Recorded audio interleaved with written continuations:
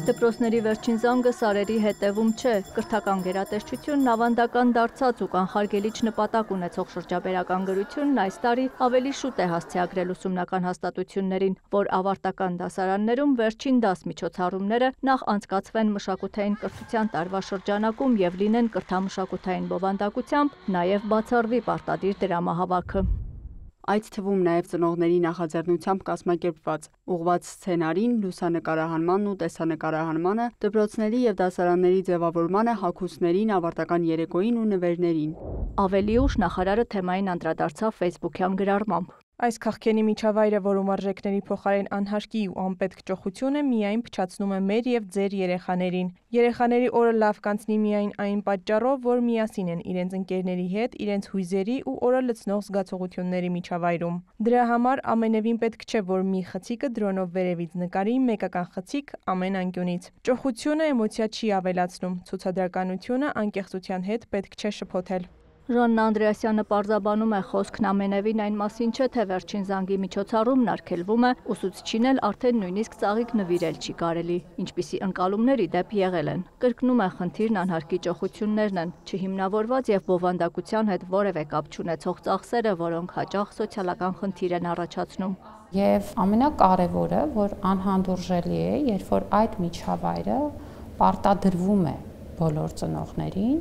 և իհարկե անթույլատրելի է ու նաև օրենսդրորեն հետևանք կունենա, երբ որ դա խրախուսվում է դպրոցի կողմից։ Շատ հաճախ մենք նյութական շեշտադրում ենք անում, որը ստվերում է ընդհանրապես այդ օրվա բովանդակությունն ու նշանակությունը։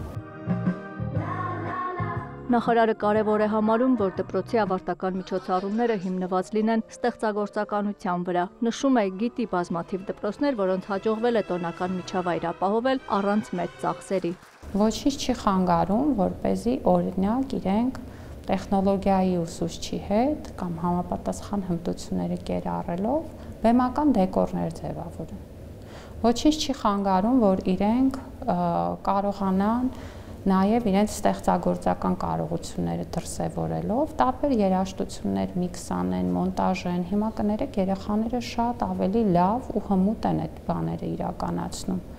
Չի խանգարում, որ իրենք խոսք գրեն և այդ խոսքը ասեն բեմից, ավելին մենք պնդում ենք, որ դրա վրա պետք է դնել շեշտը, ոչ թե գնալ և պատրաստի սցենարներ գնել, հաճախ աստղաբաշխական գներով։ Հավելում է, որ կան դպրոցներ, որոնք գտել են նաև ընթացքում առաջացող փոքր ծախսերը հոգալու ձևերը։ Ունենք դպրոցներ, որոնք որ իրենց նախարարշիվներում ներկայացուցչական որոշակի ծախսեր են պլանավորել և որոշ ծախսեր հոգում են այդտեղից։ Իհարկե ծնողական մասնակցությունն էլ կարող է ինչ-որ չափով ու ինչ-որ ձևով լինել,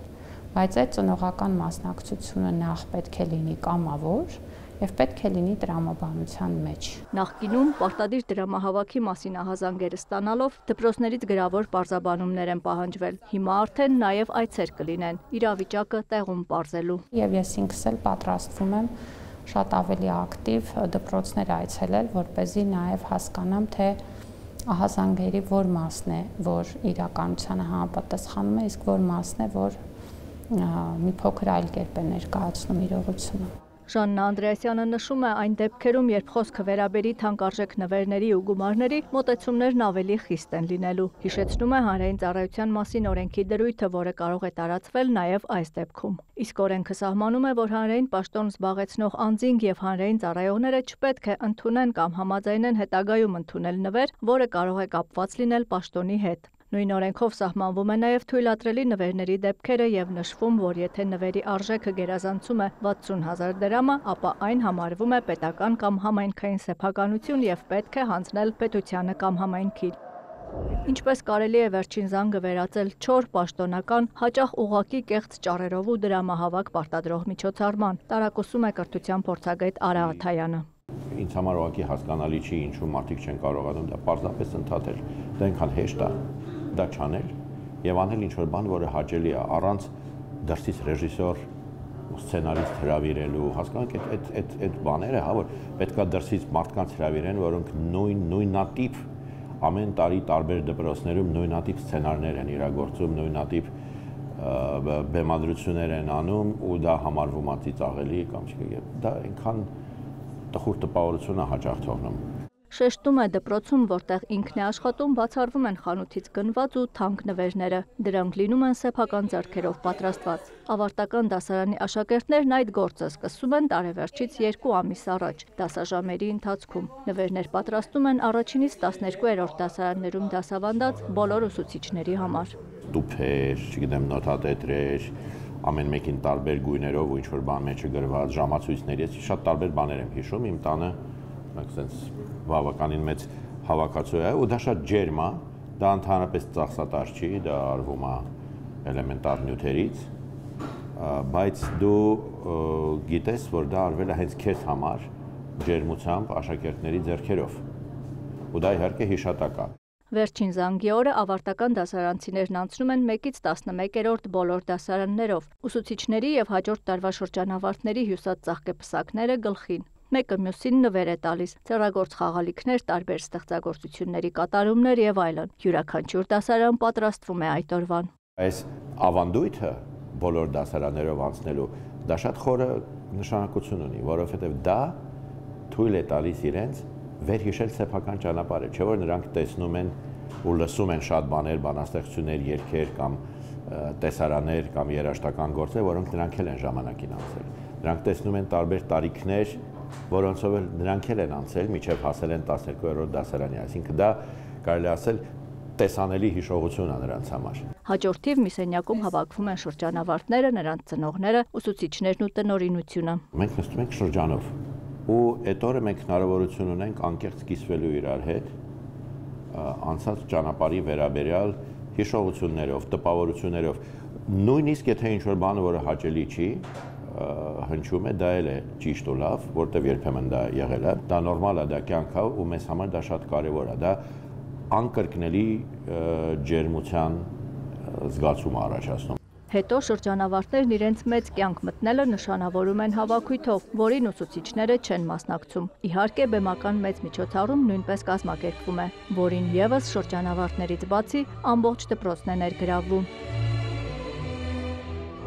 Երևանի համար 42 ավագ դպրոցի աշակերտներն ասում են, դեռ հստակ չեն որոշել, ինչպես են նշելու վերջին զանգը, բայց վստահեցնում են ամեն ինչ անելու են իրենց ուժերով, սցենար չեն պատվիրելու, միջոցառումը ֆինանսական բեռ չի դառնալու։ Պատվիրելի կարիք չկա, մեր դպրոցում միշտ էլ մեր ուսուցիչները սցենար գրում են։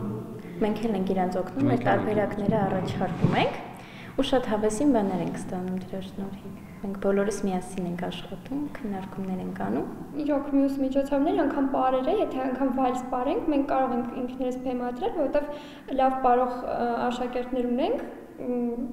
պրոֆեսիոնալ, որ կարող են պար բեմադրեն, տենց ամեն ինչ ինքնուրույն կարողանում ենք անել, երգողներ ունենք,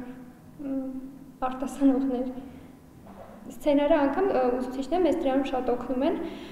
կազմակերպիչները, փոխտնօրենները։ Ասում են խմբակներ ունեն, լավ գիտեն ով ինչ տաղանդ ունի եւ ում որտեղ ընդգրկել։ Այդպես եղել է նախորդ բոլոր միջոցառումների ժամանակ ու երբեք մեծ գումար չեն հավաքել։ Ընդհանուր գումար հավաքելու կարիք չկա, որովհետեւ ամեն դեպքում դպրոցի միջոցառում է։ Ոնց մյուս միջոցառումներն են, տենց էլ վերջին զանգն է, ինքը ուղղակի տարբերվում է նրանով, որ վերջին միջոցառումն է։ Ու թեպետ մանրամասները դեռ չեն որոշել, ավանդական դարձած վալսը հաստատ կպարեն վերջին զանգին։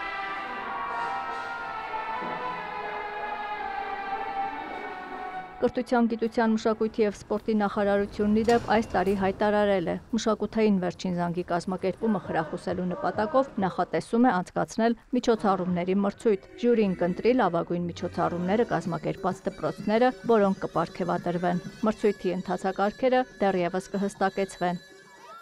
Աննա Զախարյան, Դավիթ Մաչկալյան և Գևորգ Զաքարյան, Կիրակ Նորյալ լուրեր։